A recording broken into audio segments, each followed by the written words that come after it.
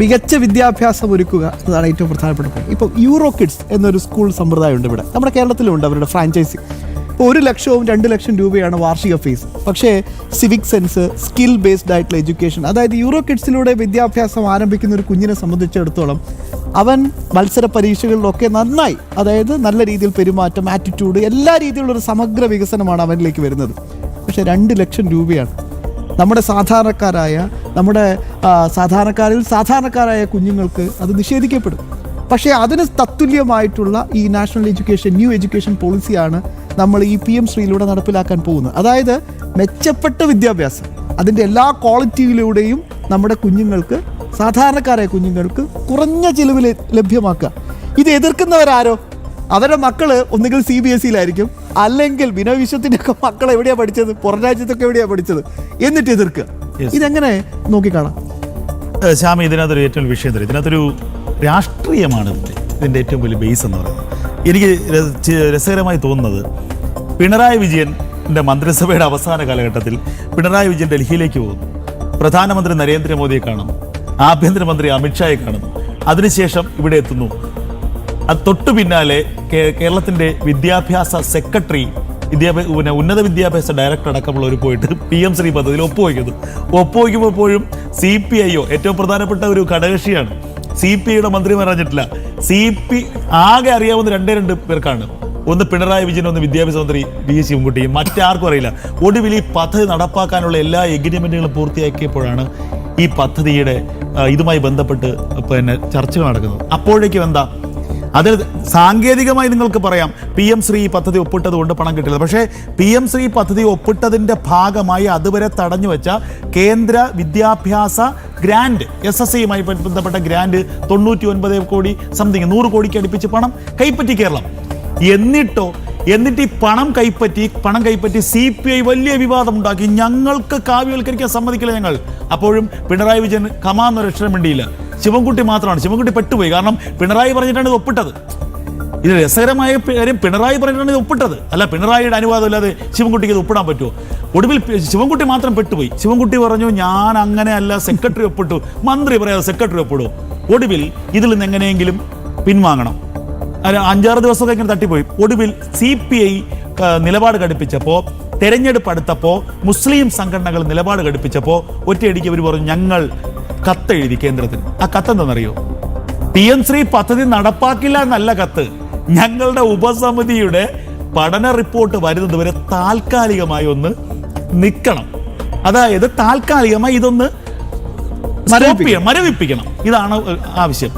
അപ്പോൾ ഇതിനകത്തൊരു പിണറായി വിജയൻ സർക്കാരിലെ മന്ത്രിസഭ ഒപ്പിട്ട കരാറിലൊരു പ്രധാനപ്പെട്ട നിബന്ധന, ഈ കരാർ റദ്ദാക്കാൻ ആകെ അധികാരമുള്ളത് കേന്ദ്രത്തിന് മാത്രമാണ്. അപ്പോൾ പെട്ടുപോയില്ലേ ഇവരൊപ്പിട്ടത്? ഇത് വായിച്ചിട്ടല്ലേ ഒപ്പിടുന്നത്. ഒരു കാലത്തും കേന്ദ്രം തീരുമാനിക്കാതെ ഈ കരാറിൽ നിന്ന് പിന്മാറാൻ പറ്റില്ല. അപ്പോൾ ബോധപൂർവം ഇതെല്ലാം ഒപ്പിട്ടതാണ്. കാരണം മറ്റു വഴിയില്ല. കേരളത്തിലെ സ്കൂളുകൾക്ക് പണമില്ല. സംസ്ഥാനത്തെ ഫണ്ട് എടുത്ത് ഏത് സ്കൂൾ, പണ്ടൊക്കെ നമ്മൾ 2 രൂപയ്ക്കും 3 രൂപയ്ക്കൊക്കെ സ്റ്റാമ്പ് വാങ്ങിയായിരുന്നല്ലോ ഈ സ്കൂളുകൾ നടത്തിക്കൊണ്ടു പോകുന്നത്. അപ്പോൾ ഇപ്പോൾ അതിനുള്ള വകുപ്പ് പോലും ഇല്ലാത്തൊരു സംസ്ഥാനം എങ്ങനെ ഏറ്റവും ആധുനികമായ രീതിയിലുള്ള വിദ്യാഭ്യാസ സമ്പ്രദായങ്ങൾ, IT അധിഷ്ഠിതമായി, ഇപ്പോൾ സ്കൂളുകൾ AI അധിഷ്ഠിതമായ കോഴ്സുകളാണ് കുട്ടികൾ പഠിക്കുന്നത്. അപ്പോൾ ഇത് നടപ്പാക്കാൻ കഴിയില്ല. അപ്പോൾ ഒപ്പിട്ടിട്ട് ഭരണം നഷ്ടമായപ്പോൾ അടുത്ത സർക്കാർ വന്നു. അടുത്ത സർക്കാരിന് ഞാൻ സാങ്കേതികമായി പറയാം, കഴിഞ്ഞ ദിവസത്തെ പത്രസമ്മേളനത്തിൽ VD സതീശൻ പറഞ്ഞത് കൃത്യമാണ്.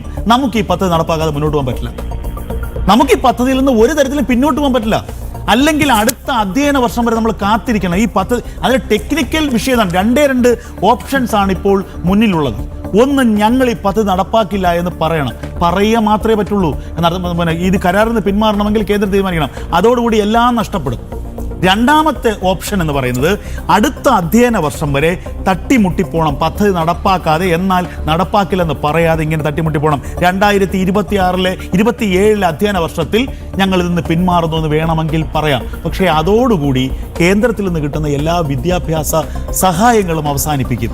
ഇവിടെ VD സതീശന് മുന്നിൽ മറ്റൊരു പോംവഴിയും ഇല്ല എന്നുള്ളത് VD സതീശനും അറിയാം, ഈ ലീഗിനും അറിയാം.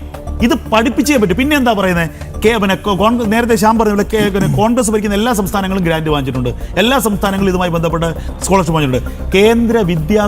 കേന്ദ്ര സിലബസ് പഠിപ്പിക്കണം എന്ന് പറഞ്ഞാൽ തെറ്റാണ്. കേന്ദ്ര സിലബസ് പഠിപ്പിക്കണമെന്ന് ഒരിടത്തും പറയുന്നില്ല. സംസ്ഥാന സിലബസ് പഠിപ്പിക്കാം, സംസ്ഥാന ബോർഡിന് പരീക്ഷ എഴുതാം. ഇതൊക്കെ വെറുതെ ആളുകളെ പറ്റിക്കുകയാണ്. പിന്നെ കേന്ദ്ര വിദ്യാഭ്യാസ നയം അത് സ്വാഭാവികമായും ചിലപ്പോൾ അംഗീകരിക്കേണ്ടി വരും.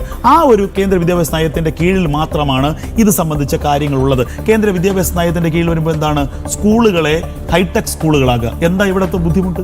അവിടുന്ന് പണം കിട്ടുകയല്ലേ. പിന്നെ ഒന്നാം ക്ലാസ്സിലെ പ്രവേശനം 6 വയസ്സ്, അതിനെന്താ ഇവർക്ക് ബുദ്ധിമുട്ട്? അപ്പം ഞാൻ പറഞ്ഞ ഈ നിസ്സാരമായ കാര്യങ്ങൾ വെച്ചിട്ടാണ് പറയുന്നത്. ഇവിടെ എതിർപ്പ് മറ്റൊന്നുമല്ല. ഇത് ഇപ്പോൾ നേരത്തെ പറഞ്ഞതുപോലെ ദേശീയതയുടെ ആളുകളെക്കുറിച്ചുള്ള ചില കാര്യങ്ങൾ പഠിപ്പിക്കും. റാണ പ്രതാപിനെ കുറിച്ചോ അല്ലെങ്കിൽ ഞാൻ പറയട്ടെ ആരെക്കുറിച്ചായാലും നമ്മുടെ സ്വാതന്ത്ര്യ സമര സേനാനികളെ ഇതുവരെ മറച്ചു വച്ചിരുന്ന സ്വാതന്ത്ര്യ സമരത്തിന്റെ സത്യം പുറത്തു വരും. അത് സംഭവിക്കാൻ പാടില്ല. ഇവിടെ വാര്യം കുന്നതിനെ കുറിച്ച് മാത്രമേ പഠിപ്പിക്കാൻ പാടുള്ളൂ എന്ന് പറയുന്ന ഇവിടുത്തെ ആരാണ്? ഇവിടുത്തെ സുഡാപ്പികളല്ലേ, അന്തം കമ്മികളല്ലേ. ഇത് കേട്ടിട്ട് എങ്ങനെയാണ് ഇവർക്ക് ഇതിൽ നിന്ന് പിന്മാറാൻ പറ്റും? ഞാൻ പറയുന്നത് ഇപ്പോൾ വലിയ ചക്രവ്യൂഹത്തിലായിരിക്കുന്നത് വി.ഡി. സതീശനാണ്. ഇതിൽ നിന്ന് പുറത്തു പോകാനും പറ്റുന്നില്ല എന്ന കാരണം പുള്ളിയെ മുഖ്യമന്ത്രിയാക്കിയത് ഇവരെല്ലാം കൂടിയാണ്. അപ്പോൾ ഇപ്പം ലീഗിന് എന്ത് ചെയ്യാൻ പറ്റും? ലീഗിന്റെ മന്ത്രിമാർക്ക് വീട്ടിൽ നിന്ന് പൈസ കൊടുത്തിട്ട് കേരളത്തിലെ സ്കൂൾ നടത്താൻ പറ്റില്ലല്ലോ. അപ്പൊ അവരെ സംബന്ധിച്ചും ഇത് നടപ്പാക്കിയേ പറ്റൂ. ഷാജി വലിച്ചു കീറിഞ്ഞ അറബിക്കടലിൽ പറയുന്ന ഷാജി പറയുന്ന അതൊക്കെ ഞാൻ അന്ന് പറഞ്ഞതാണ്, അന്നൊരു ഓളത്തിന് പറഞ്ഞതാണ്. സംഭവം ഇവിടെ കൈവിട്ടു. ഇനിയിപ്പോ നമുക്ക് നടപ്പാക്കിയേ പറ്റൂ. ഇപ്പൊ യൂത്ത് ലീഗ് വലിയ പ്രതിഷേധമായിട്ട് വന്നിരിക്കുന്നു. സമസ്ത, SDPI എന്ന് നമ്മൾ കാര്യമായിട്ട് എടുക്കാനല്ല, പേപ്പറിൽ പോലും ഇല്ലാത്ത SDPI ഒക്കെ പറയുന്നില്ല. സമസ്ത വരുന്നു. സമസ്ത കേരളത്തിന്റെ പൊതുസമൂഹത്തിൽ അങ്ങ് വലിയ കേരളത്തിന്റെ വലിയ വിപ്ലവം സൃഷ്ടിച്ച ആളുകളാണ്.